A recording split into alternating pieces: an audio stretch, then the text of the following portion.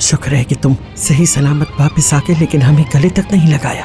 तुम्हारा बेटा बड़ा हो रहा है। जब तक तुम इस तरह से रहोगे, हमेशा दरवाजे के बाहर ही खड़े रहोगे। पूरी रात मेरी गोद में सर रखकर अपनी आंखें खोलकर इंतजार करता रहा कि मेरा बाप कब आएगा, और अब बच्चा थककर सो चुका है।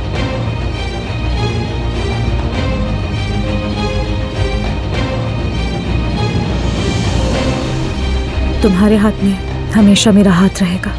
हमारी मोहब्बत मर्द के टूटे हुए दिल को जोड़ देगी। तुम मेरे सामने उस औरत से मोहब्बत का इजहार करो और फिर आकर मुझसे मदद मांगो। तुम ही हो जो उसके करीब लेकर जा सकती हो, मुझे बस कह दिया मैंने। वो मुझसे मदद मांग रहा था। कुछ भी मांग सकता है, याद रखना। दोस्त और दुश्मन का तुम्हें पता होना चाहिए। इस घर में मेरा वाहिद दोस्त फरहाद था। अब मैं तुम में से किसी पर रहम नहीं करूंगी, सब खत्म। अब मुझसे कोई तवक्को मत रखना।